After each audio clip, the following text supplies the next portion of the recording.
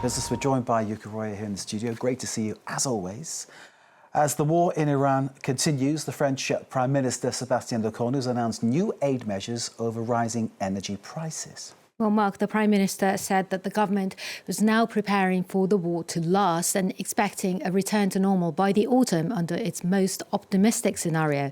He announced a new support package worth €710 billion on top of some €470 billion already in place, bringing the total since the start of the war close to €1.2 billion. Support schemes already in place for sectors such as fishing and farming will be prolonged by 3 months, while taxi drivers will benefit from a new bonus if they buy electric cars. Private companies will also be allowed to double a tax-free bonus to employees who drive to work, with the new ceiling set at €600. But France will continue to take targeted measures aimed at helping those most in need. Lecornu said blanket subsidies like a cut in fuel tax remain off the table. We refuse to indiscriminately lower the price of oil. It costs the state a lot, and we can't pretend that we don't know where the current deficit comes from. It comes from the previous help that the government provided to counter the energy crisis, and we still haven't reimbursed it. Now, Yuka, this stance by the government is in sharp contrast to the whatever it takes or whatever it costs approach during the COVID crisis. Well, Mark, that's because of France's fiscal health, as the Prime Minister alluded to in that speech. Massive spending during the COVID crisis caused the country's debt to rise above 110% of GDP. With higher interest rates, debt servicing costs have continued to rise in the years since.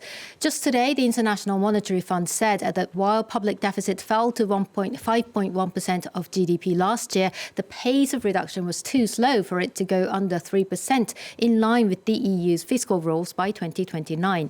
Public spending is still the highest among the Eurozone members, and while it welcomes the government's plan to freeze €6 billion in spending this year, with the energy crisis hitting the economy, the IMF expects French GDP growth to slow to 0.7% this year, down from last year's 0.9%.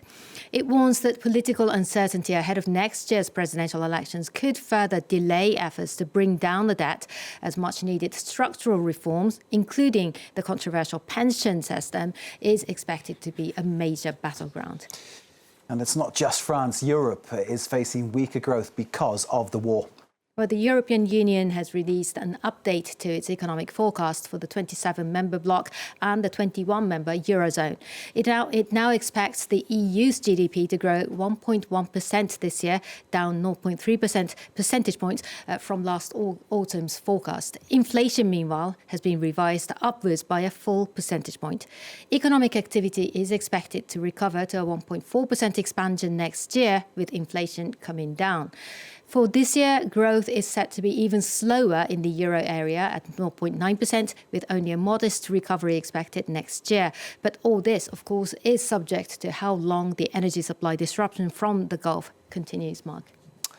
The US Secretary of State Marco Rubio says Venezuela's president is visiting India to sell oil. Yeah, it looks like a highly unusual announcement coming from the US top diplomat about a foreign leader's travel plans.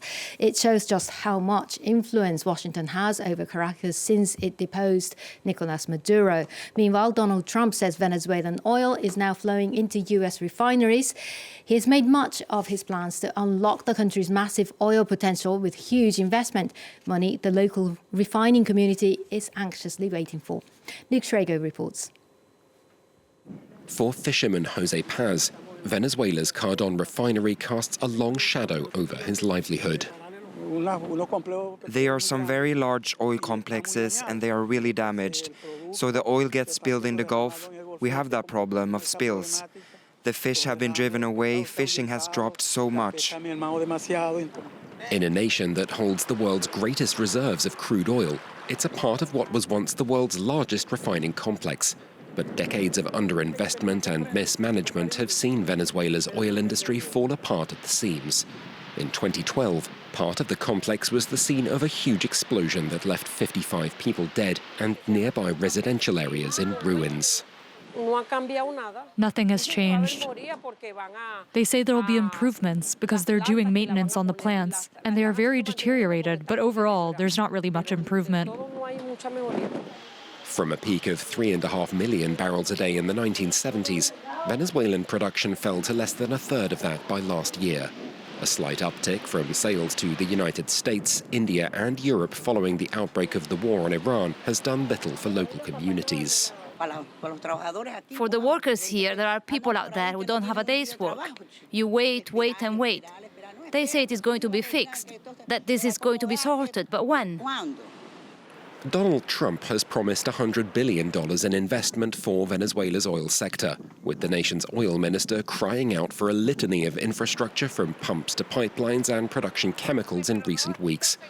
For those living in the shadow of rusting refineries, it can't come soon enough. And now to the markets.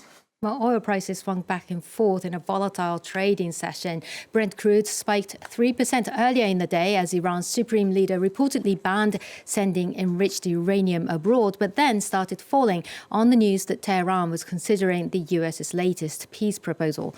US stocks are now back in positive territory after starting the day in the red. Nvidia stock, though, dropping despite reporting record quarterly revenue as the earnings still disappointed investors. European bourses ended the day mixed, with London staying slightly above the flat line, but Paris and Frankfurt both are finishing in the red, and Airbus and Air France KLM both fell after the Paris Appeals Court found both companies guilty of corporate manslaughter over the 2009 Rio-Paris plane crash. Airbus's announcement of delivery delays for its Airbus A350 jet put further pressure on the stock. And that's it from the business desk. Indeed. Let's hope with that final story, some closure for those families affected. 228 people lost their lives when that jet plunged into the mid-Atlantic. A real tragedy. Yuka, thank you as always very much indeed. Yuka, we're back with more business a little later.